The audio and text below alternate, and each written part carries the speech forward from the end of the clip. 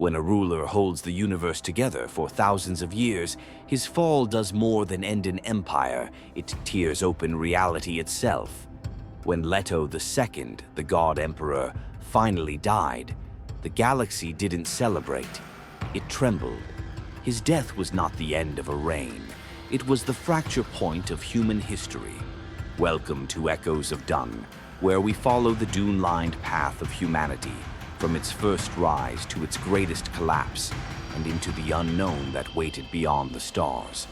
For more than 3,500 years, Leto II kept humanity trapped in a rigid peace. No wars, no revolutions, no exploration. He squeezed humanity so tightly that when he finally vanished, everything broke open at once. The great empire he controlled could not survive without him. It collapsed almost overnight. The first years after his fall were called the famine times. Without Leto's sandworm body producing spice, the universe faced the unthinkable, a galaxy running out of melange. Trade collapsed. Guild travel became unpredictable. Entire economies froze. The great houses, already weakened, fractured into smaller powers. The Bene Gesserit, once subtle, struggled to hold on to their influence. And among ordinary people, panic turned into desperation. But sometimes desperation becomes instinct. Humanity did not wait for new leaders. It did what Leto had been forcing it to do for millennia: scatter. But within years, it became a flood. Millions left the old Imperium, then billions.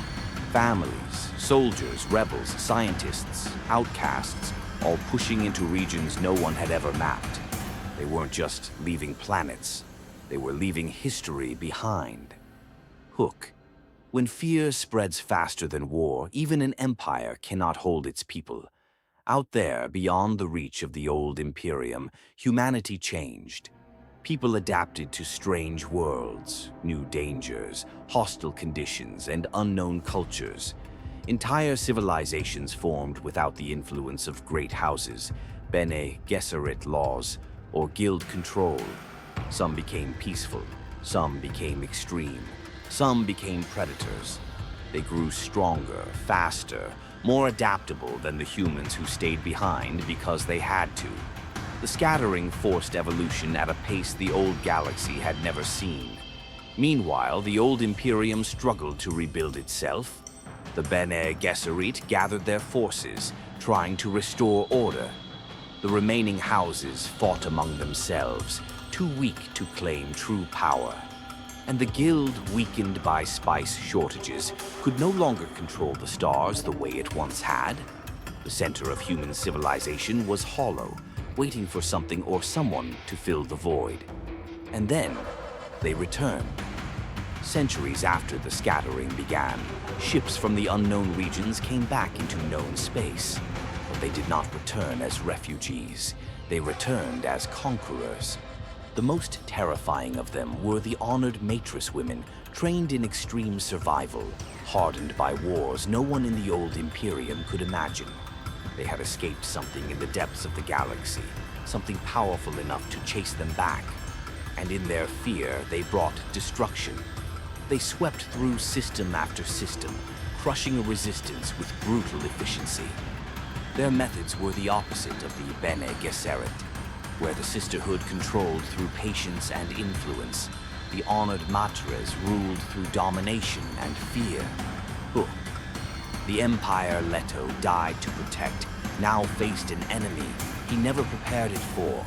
Humanity itself evolved beyond recognition.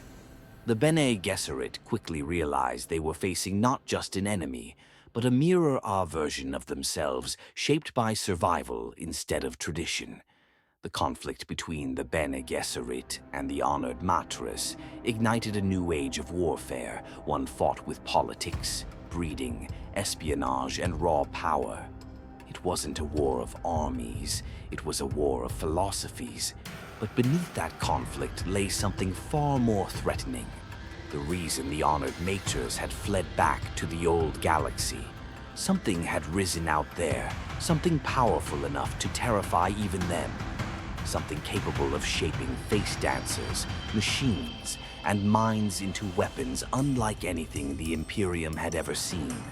The scattering had expanded humanity, but it had also awakened forces far beyond the reach of the Dunes. The universe Leto II left behind was gone. His golden path had succeeded humanity no longer relied on a single resource, a single emperor, or a single destiny. But in the freedom he forced upon them, he also unleashed chaos. In the end, that is what the scattering represents. Not just escape, but transformation. Entire cultures lost, new empires born, old powers weakened, new threats rising, because humanity finally stepped into the wilderness. Next time, we dive into the return of the lost ones, the rise of the Honored Matres, and the shadow of the enemy that chased them home. The universe is no longer organized. It is no longer predictable. It is no longer safe. Until then, listen to the Dunes.